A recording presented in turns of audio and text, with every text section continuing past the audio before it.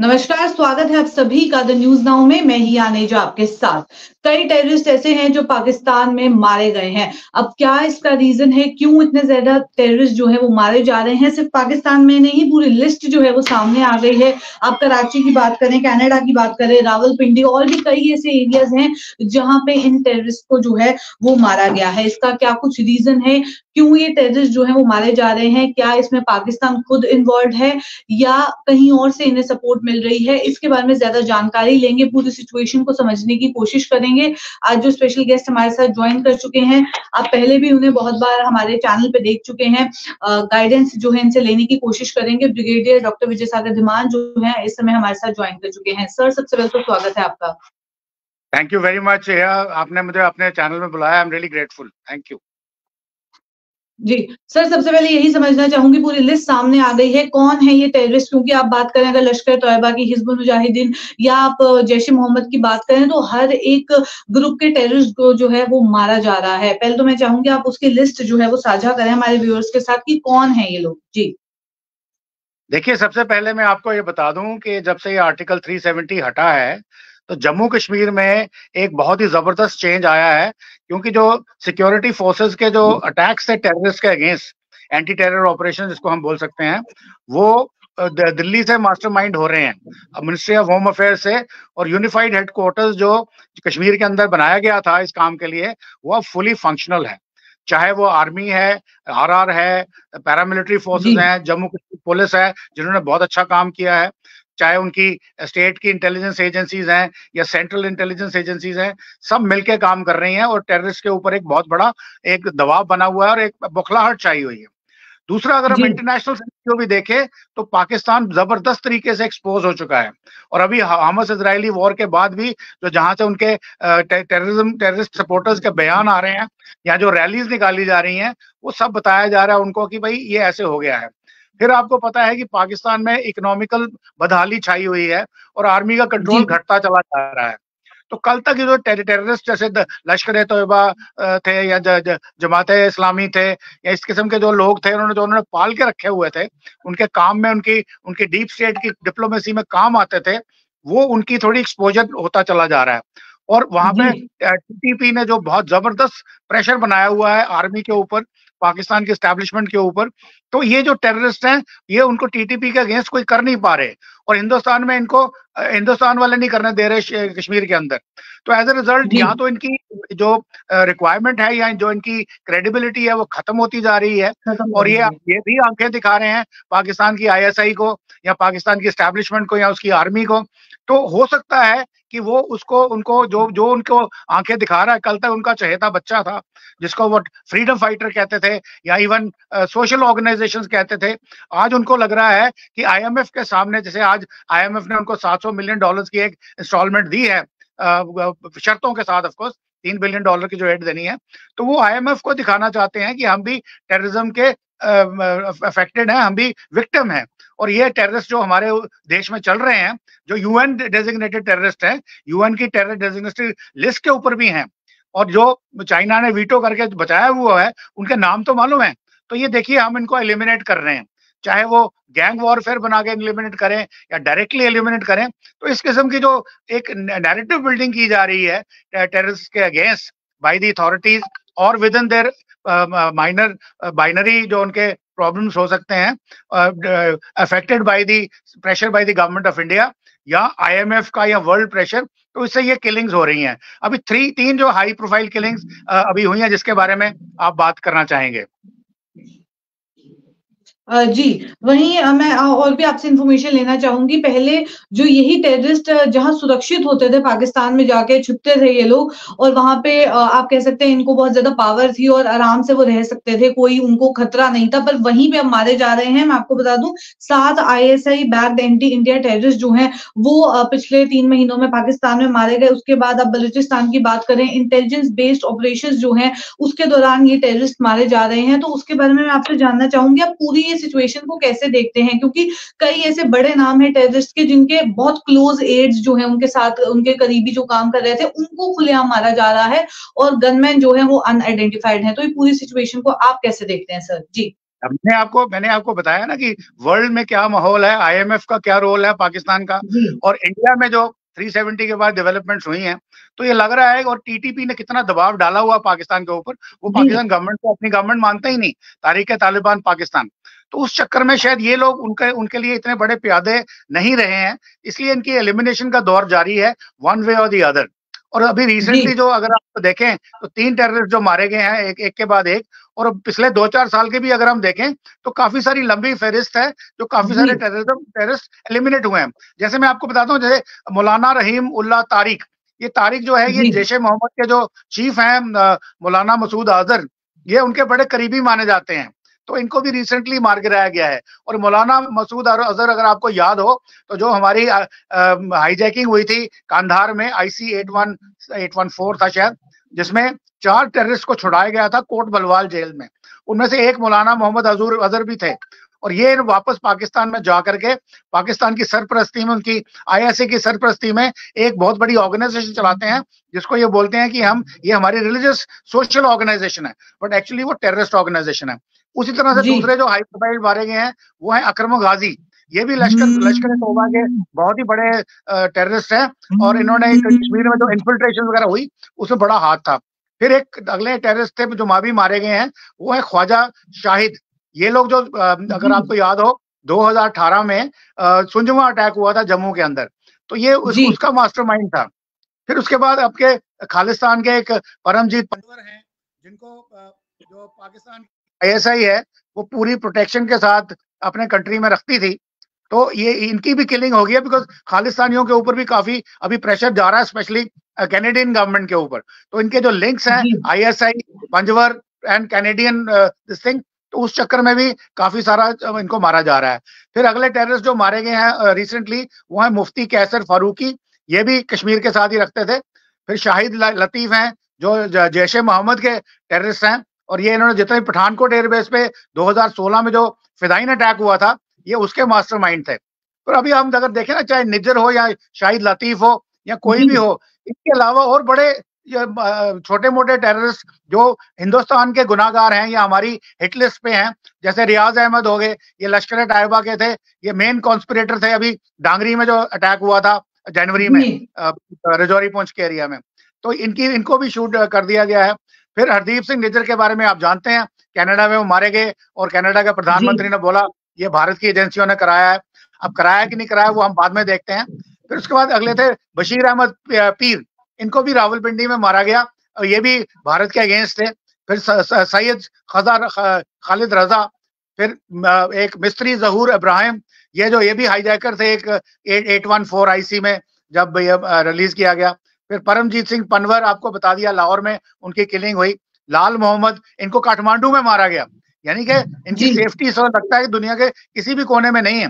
पर इसके अलावा जी भी हाफिज सईद, जो मेन मुद्दा है, या उनके बेटे ताहिरा साहिद सैयद, इनके ऊपर भी अटैक किया गया, परंतु ये बाल बाल बच गए। अब हाँ जी मुद्दा ये है कि हमने इतनी सारी लिस्ट दे दी है, और ये सब पिछले 2-3-4 साल में हो रहा है, स्पेशली आर्टिकल 370 हटने के बाद। इसका मतलब है कि कोई ना कोई आदमी एक बड़े नपे तुले तरीके के साथ, प्रॉपर प्लानिंग के साथ इनके पीछे लगा हुआ है। अदरवाइज अगर ये भागे काठमांडू में, ये भागे कनाडा में, ये भागे पाकिस्तान में, लाहौर में, कराची में, खैबर पख्तूनख्वा में, कहीं कहीं भी जाएं, ये मारे जाएंगे। इसका मतलब जो ISI का कवर था इनके ऊपर आज नहीं है।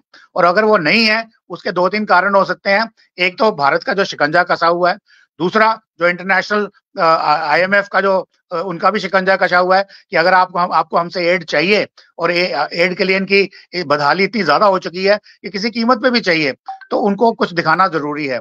तो इस किस्म की जो हरकतें हो रही हैं आसपास, तो अनुमान ये लगाया जा सकता है कि शायद ISI या खुद कमजोर पड़ गई है, या फिर उनकी जो डिप्लोमेटिक लेवल आगे है कि अगर वो अपने आप को एक डीप स्टेट का हिस्सा बताएं, बहुत एग्रेसिव हिस्सा बताएं, तो शायद इंटरनेशनल ओपिनियन उनके अगेंस्ट जाएगा।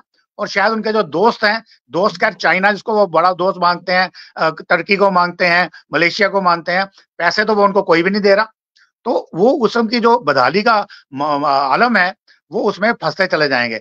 और दूसरी बात मैं आपको यहाँ अपने दर्शकों को ये बताना चाहता हूँ कि पाकिस्तान के अंदर जो जनमानस है, कल तक वो भी कश्मीर का राग उलागते थे, क्योंकि बचपन से ही उनको ये एक प्रोग्रामिंग की गई थी, ये कश्मीर कश्मीर कश्मीर। अब जब से भारत चंद्रमा पे पहुंच गया है, चंद्रयान वगैरह, जो हमारी G20 की प्रेसिडेंसी हुई है या एससीओ की प्रेसिडेंसी हुई है, जो हमारा जो रोल रहा है इजराइल वॉर में या यूक्रेन वॉर में, तो पाकिस्तान को भी लग रहा है कि वो बेवकूफ थे, वो पीछे रह गए और confrontation is not the thing. पहले भी उनके जो अक्लमंद लोग थे, इंटेलिजेंशिया था, वो मानता था, मगर उनको मुंह से बोलने नहीं दिया जाता था। अब तो आलम ये आ रहा है कि मुंह से बोल भी रहे हैं। और सबसे बड़ी बात, अगर आपको याद हो, जब इमरान खान साहब को अरेस्ट कर दिया गया तो उन्होंने आर्मी हेडक्वार्टर पे हमला किया, आर्मी के कोर कमांडर के घर पर हमला किया, आर्मी के हॉस्पिटल के ऊपर हमला किया। ये चीजें पाकिस्तान में कभी सोची भी नहीं जा सकती थी। तो मुझे लगता है कि एक सोसाइटी में शायद शिफ्ट आ रहा है, वो उसको टाइम लगेगा, इतनी जल्दी नहीं आएगा, कि ये जितने भी इंतहा पसंद हैं या राइट विंगर्स हैं या जहाँ रिलीजियस बिगॉट्स हैं, शायद वो तरक्की नहीं ला सकते। वो तरक्की लाने के लिए उनको शायद इंडिया का मॉडल फॉलो करना चाहिए। तो ये थोड़ी सी जो बातें आ रही हैं, जैसे हम उनके जर्नलिस्ट के साथ काफी बात करते हैं टेलीविजन डिबेट्स पे, तो कल तक उनका रवैया कुछ और होता था, आज थोड़ा सा वो मेलोडोन करते नजर आ रहे हैं। अब जैसे उनकी ताहिरा जमान है, वो इंडिया के अगेंस्ट आग उगलती थी। अगर 2 महीने पहले एक मैंने उसको उनके साथ में टीवी की डिबेट पे था, तो वो टोटल प्रो इंडिया बोल रही थी। तो हमने उनको मुंह पे बोला कि मैम, क्या आईएसआई का जो आपके ऊपर शिकंजा था वो क्या ईज आउट हो गया, क्या उन्होंने माफी दे दी है? तो इस किस्म के बातें चलती हैं। बट इसका मतलब ये है कि there is a definitely shift towards this, not insanity, towards sanity. उनको समझ में आ रहा है कि पिछले 75 साल में अगर हमने ये सब बेकार की बातें ना करी होती, तो आज हम भी शायद खुशहाल देश होते। और इंडस का जो बेसन है, जो पाकिस्तान का मेन कैचमेंट एरिया है, ये दुनिया में हमेशा से ही एक बड़ी खुशहाल इलाका था। अब इनके आने से ये पूरा का पूरा डेजर्ट बन चुका है। जो बलोचिस्तान का इलाका है, वो मिनरल रिच इलाका है, वो शायद हो सकता है उनके पास जो रिसोर्सेज हो वो इंडिया से भी ज्यादा हो, प्रभु वो सारा का सारा बलोचिस्तान चाइना खा रहा है, तो पाकिस्तान को कुछ नहीं मिल रहा। तो इसलिए ये शायद थोड़ी बहुत सैनिटी दिमाग में आ रही है, और शायद इसलिए ये टेररिस्ट की जो किलिंग्स हो रही हैं, चाहे वो अपनी गैंग वॉरफेयर हो, चाहे आईएसआई माइनस हो, और हो सकता है हिंदुस्तान की जो एक्सटर्नल एजेंसीज रॉ हैं, उनका भी हाथ हो सकता है, क्योंकि वो लोग कह रहे हैं कि इंडियंस करा रहे हैं।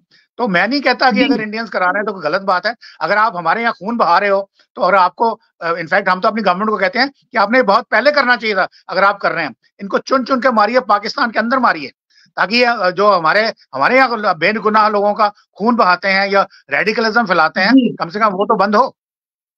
जी बिल्कुल, अगला सवाल मेरा इसी पे था कि क्या पॉसिबिलिटी हो सकती है, एक तो ये कि क्या इन टेररिस्ट की यूटिलिटी कम हो रही है, दूसरा जैसे आपने मेंशन किया आईएमएफ की एड इन्हें चाहिए क्योंकि वहां सिचुएशन बहुत ज्यादा खराब है, ये पॉसिबल रीजंस हो सकते हैं, और तीसरा यही हो सकता है कि इंडिया की ओर से कुछ प्रेशर है या इंडियन एजेंसीज जो हैं ये करवाती हुई नजर आ रही हैं। जैसे आपने खुद ही मेंशन किया कि वहां के जो जर्नलिस्ट पहले एंटी इंडिया बोलते थे वो मेलो डाउन हो गए हैं। अगर पाकिस्तान के जर्नलिस्ट ना देखें, अब इंडिया की कई ऐसे, अब कश्मीर में आ जाए अगर, तो कई ऐसे लोग हैं जो पहले काफी एंटी बीजेपी थे, अब बीजेपी के लिए अच्छा बोल रहे हैं कि कश्मीर में पीस हो गया है, अब पहले से ज्यादा शांति देखने को मिल रही है। वही लोग जो बहुत एंटी बीजेपी थे वो अब उनके वो भी मेलो डाउन हो गए हैं, उनके फेवर में बोल रहे हैं। तो ये एक शिफ्ट आ रहा है। तो क्या पॉसिबिलिटी, मतलब कितनी ज्यादा आपको लग रही है कि हो सकती है कि इंडिया भी ये जो टेररिस्ट किलिंग्स हैं उनमें कहीं ना कहीं इंडिया का हाथ हो सकता है? क्या पॉसिबिलिटी लग रही है? जी देखिए, पॉसिबिलिटी की जहां तक बात है वो हमेशा एग्जिस्ट करेगी, परंतु हमारी जो अनफॉर्चुनेट बात यह है कि हमारे एक बड़े श्रद्धाए, मैं बोलूंगा प्रधानमंत्री, जब वो थोड़ी देर के लिए प्रधानमंत्री बने तो उन्होंने एक बहुत बड़ा स्टेप उठाया। जैसे नेहरू जी ने बोला था कि हम शांति प्रिय लोग हैं, नॉन अलाइनमेंट है, तो हमको आर्म फोर्सेस चाहिए नहीं, हमको भारत की सेना चाहिए नहीं आजादी के बाद। तो क्या हुआ? 1962 हुआ। वो पता नहीं लोगों को बात पता कि नहीं पता, और उसकी जो रिपोर्ट थी वो आज भी डिक्लासिफाई नहीं की गई है, क्योंकि वो मिलिट्री फेलियर नहीं था, वो पॉलिटिकल फेलियर था। उसी तरह से एक हमारे माननीय प्रधानमंत्री, मैं उनकी पूजा करूंगा, उनके पांव धो के पीऊंगा। उन्होंने एक इतना बढ़िया स्टेप लिया कि उन्होंने रॉ को डिसबैंड कर दिया। रॉ जैसी एजेंसी अगर एक आपने इंटेलिजेंस का एक अपना कौन बनाना है कहीं पे दुनिया में, तो बनाने में 10, 15, 20 साल लगते हैं। ये नहीं है कि आज आपने 1 करोड़ रुपए रखा तो आपका बंदा बन गया, नहीं, ये डबल एजेंट्स भी होते हैं। तो वो हमारी जो कैपेबिलिटी थी फॉरेन सॉइल के ऊपर अपने इंटरेस्ट को प्रोटेक्ट करने की वो कहीं पीछे आ गई, क्योंकि उन्होंने डिसबैंड ही कर दिया। उसके बाद अगले प्रधानमंत्री आए तो उन्होंने उनको दोबारा रिवैम्प किया, पर आपके जो पहले एजेंट्स थे जिनको आपने कल्टिवेट किया था कई सालों से, वो तो चले गए ना आपके हाथ से, तो उनको वापस लाना इतना आसान काम नहीं होता। तो ये चीजें हमारी जो स्ट्रेटेजिक लेवल पे सोचने वाले थे या पॉलिटिकल लीडरशिप थी, वो बिल्कुल ही बेकार मैं बोलूंगा उनको। और ये थैंक गॉड ये दोबारा नहीं बने प्रधानमंत्री। तो इस किस्म की बातें हमारे खत्म, पर हो सकता है जिस तरीके की मोदी जी की हम देखते हैं, उनकी लाइन ऑफ थिंकिंग देखते हैं, राष्ट्रवादी लाइन ऑफ थिंकिंग, वो करते हैं इंडिया फर्स्ट, इंडिया का बनना चाहिए, सब कुछ होना चाहिए। हो सकता है इन्होंने, अब मुझे नहीं मालूम, ये रॉ जो है ये भी एक इंटेलिजेंस ऑर्गेनाइजेशन है which is a confidential top secret, normal लोगों को नहीं पता ये क्या कर रहे हैं। तो हमें ये पता था कि डिसबैंड की गई है। अब इसको रीबैंड किया है कि नहीं किया है, लगता तो कर दिया होना चाहिए, बिकॉज अगर मोदी जी जिस तरीके से बात करते हैं 100% किया होगा। और अगर किया है तो कितनी सक्सेस उनको मिली है पाकिस्तान में, शायद हम ना बता पाएंगे, ना ये बाहर आएगा, क्योंकि अगर बाहर आता है तो पाकिस्तान फिर चिल्लाना शुरू कर देगा, जैसे कनाडा चिल्ला रहा है कि हमारे निज्जर को इंडियन एजेंसी से मरवाया। पाकिस्तान भी बोलेगा, तो दुनिया की नजरों में उनका कद बढ़ जाता है। तो हम अपना काम चुपचाप करते हैं, कोई क्रेडिट नहीं मांगेंगे और करके वापस ले आएंगे। तो ये जो एक आशंका है या भावना है या पॉसिबिलिटी है, this does exist. But at the same time ये भी सही है कि जो आईएसआई आर्मी का जो होल्ड है पाकिस्तान में वो कम होता चला जा रहा है। अल्टीमेटली तो वो भी डेमोक्रेसी है, वहां पे भी जो डेमोक्रेटिक गवर्नमेंट्स आते हैं, जिस तरीके की उनकी दादागिरी पहले चलती थी, डिक्टेटरशिप चलती थी, वो अब नहीं चल रही है। जिस तरीके से लोग उनसे डरते थे, अब लोग तैयार हैं उनको 1 to 1 ऑफेंड करने के लिए। जैसे मैंने बोला केस इन पॉइंट कि कोर कमांडर के घर के ऊपर ही हमला कर दिया, आर्मी हेडक्वार्टर के ऊपर हमला कर दिया, आर्मी के हॉस्पिटल के ऊपर हमला कर दिया, बाकी बातें अब छोड़ो। तो इस किस्म की भावना जो है वो शायद इमरान खान साहब ने लाई है, जिसने भी लाई है, या फजल रहमान ने लाई है, बट जो भी है, पाकिस्तान की जो जनता है, मेरे को लगता है कि जो उनका नैरेटिव है, उनकी सोच है, वो बदल रही है। और ये मैं इसका इसलिए इसका मैं एक सॉर्ट ऑफ वैलिडेट करता हूं, क्योंकि मैंने खुद United Nations military observer group India Pakistan में 3 साल सर्विस की है। और वहां मेरा मिलना था पाकिस्तान के अफसरों से भी होता था, पाकिस्तान की आवाम से भी होता था। फिर जो किस्से मैंने अपनी अमृतसर के टेन्योर में पाकिस्तानी शहरियों के बारे में सुने, वो चाहे मुसलमान हो, परंतु वो बहुत मेहमान नवाज हैं, अच्छे लोग हैं, पीस चाहते हैं, मगर उनको ऊपर से दबा कर गया हुआ है, नैरेटिव दिया हुआ है एंटी इंडिया, एंटी कश्मीर। तो वो शायद नैरेटिव अब थोड़ा हट रहा है, क्योंकि वो लोग भी दुनिया भर में जा रहे हैं, अच्छी एजुकेशन ले रहे हैं। हालांकि उनको अभी पाकिस्तान के अंदर एक बड़ी परसेंटेज, ऑलमोस्ट 70% को एजुकेशन से भी महरूम रखा जा रहा है। शायद उनके पास खाने के लिए पैसे भी नहीं है, उनके पास रहने के लिए जगह भी नहीं है। बट जो इंटेलेक्चुअल्स जो दुनिया भर में घूमते हैं, उन्होंने दुनिया देख ली है, और कहीं ना कहीं उनके मन में ये बात आ गई है कि जो नैरेटिव उनको फीड किया गया था वो बिल्कुल बेकार था, और वो रेट्रोग्रेटिव स्टेप था पाकिस्तान का, कि इसीलिए 75 साल के बाद भी टूथ नेशन थ्योरी का जो था वो उड़ गई। बांग्लादेश अलग हो गया, पाकिस्तान बांग्लादेश को साथ नहीं रख पाया, हालांकि वो भी मुस्लिम से।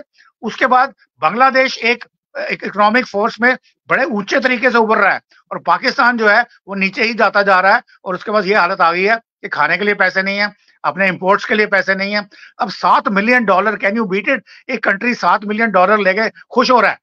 टोटल $3 बिलियन की उन्होंने सैंक्शन की है शर्तों के साथ, और $3 बिलियन से डॉलर तो हमने अफगानिस्तान में वैसे दे दिए थे, जो आज की डेट में शायद डूबे हुए हैं।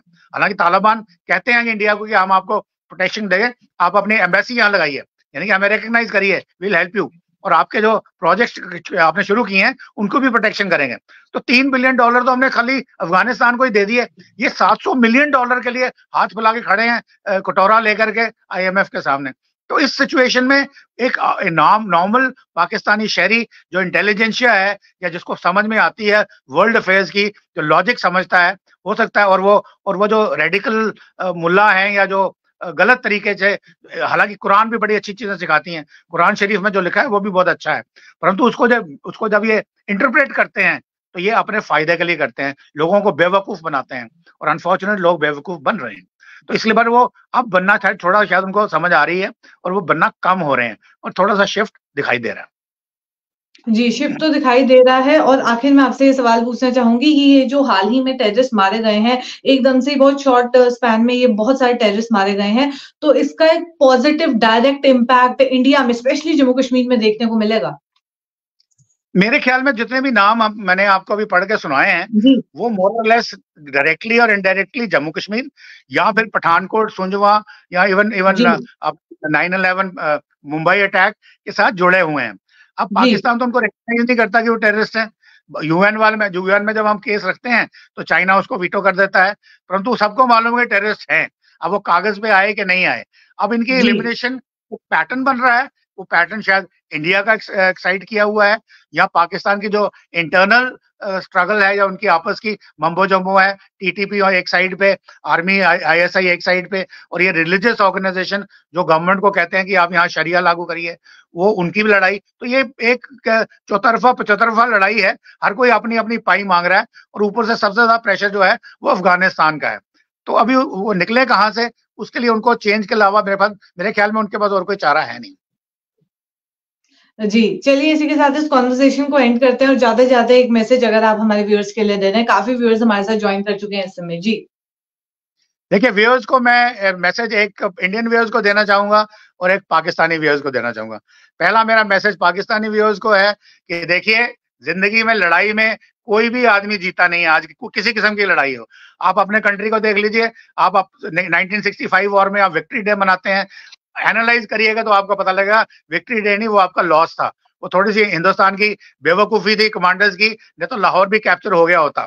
तो फिर आप कौन सा विक्ट्री डे मनाते? और बांग्लादेश 71 में चला गया, क्या वो विक्ट्री डे है? या और भी कारगिल में आप आए, आपको क्या मिला? जो 47 में आपने जम्मू कश्मीर को डिसइंटीग्रेट करने की कोशिश की, आपने आज तक नहीं बोला आजाद कश्मीर या गिलगित बाल्टिस्तान पाकिस्तान का हिस्सा है। आपकी कॉन्स्टिट्यूशन उनको अपना हिस्सा आज तक नहीं मानती। तो आप क्या चाहते हैं, क्या करते हैं?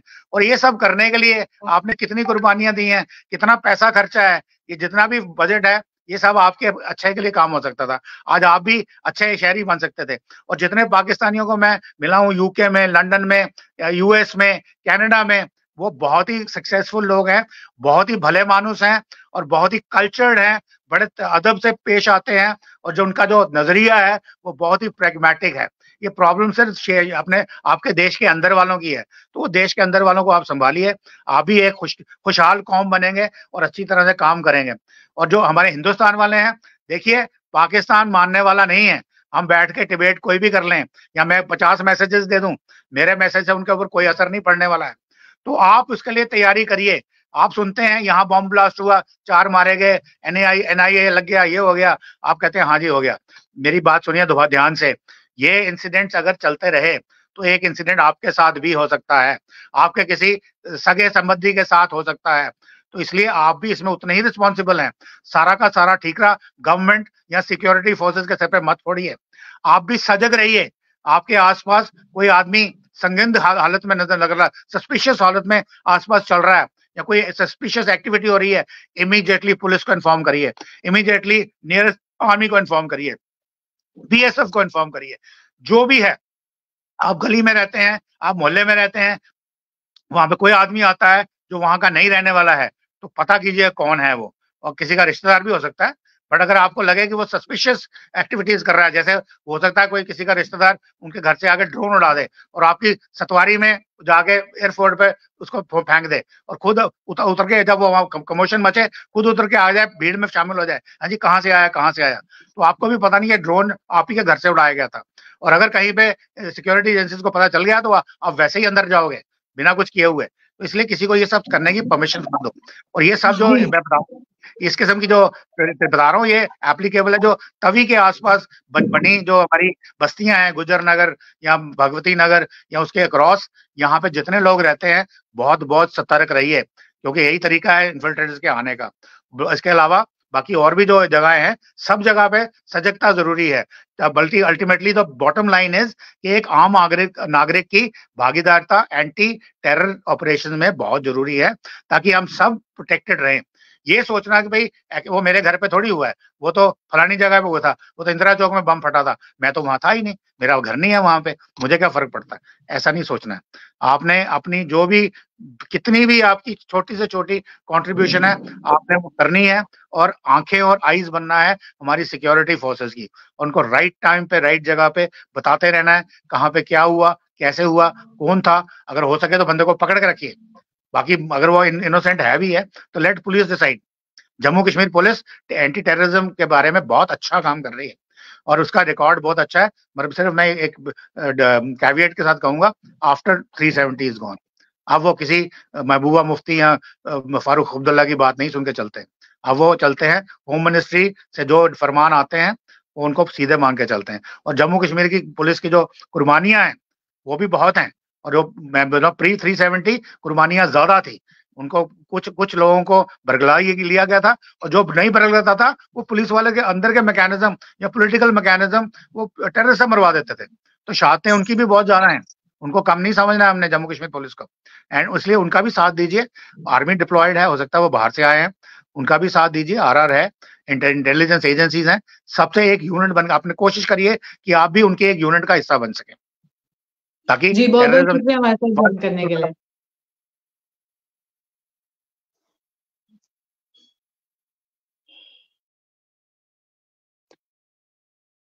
तो ये थे ब्रिगेडियर डॉक्टर विजय सागर धीमान हमारे साथ, जिन्होंने जानकारी दी। क्योंकि मैं आपको बता दूं, एक बार फिर काफी व्यूअर्स हमारे साथ ज्वाइन कर चुके हैं। पिछले कुछ समय में पाकिस्तान में कई ऐसे टेररिस्ट थे जिन्हें मार गिराया गया है। अब इसको लेके पूरी सिचुएशन को समझने की हमने कोशिश की। ब्रिगेडियर डॉक्टर विजय सागर धीमान से जानकारी लेने की कोशिश की, क्या कुछ पॉसिबिलिटीज हो सकती हैं अगर इंटेलिजेंस की माने जाए तो। अगर जो इन्फॉर्मेशन अभी तक हमारे पास पहुंची है इस इंटरव्यू के जरिए उनकी मानी जाए, उनको वो किस तरीके से पूरी सिचुएशन को देखते हैं, तो कुछ पॉसिबिलिटीज हो सकती हैं। एक, जैसे उन्होंने खुद ही मेंशन किया कि आईएमएफ की एड जो है उसके लिए शायद ये पूरा प्लान आउट किया जा रहा है। दूसरा रीजन हो सकता है इन टेररिस्ट की यूटिलिटी कम हो रही है, आईएसआई का जो हाथ था वो शायद अब उन्होंने पीछे ले लिया है, या जो इंडियन एजेंसीज हैं उनका भी हाथ हो सकता है। पॉसिबिलिटीज बहुत कुछ है, पर जो अभी जो काफी इंपॉर्टेंट सिचुएशन इसमें देखने को मिल रही है वो ये कि बहुत ही कम टाइम स्पैन में बहुत सारे टेररिस्ट ऐसे हैं, और टेररिस्ट भी बहुत मेजर आउटफिट्स के, और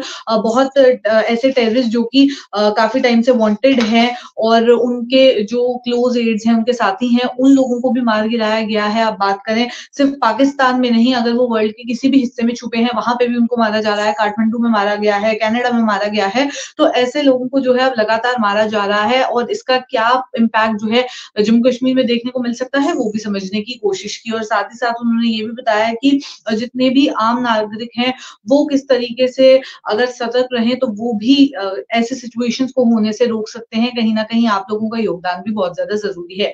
तो चलिए फिलहाल के अपडेट में इतना ही, और ऐसे कॉन्वर्सेशन लेके आपके साथ मुलाकात करूंगी। अभी के लिए दीजिए इजाजत, नमस्कार।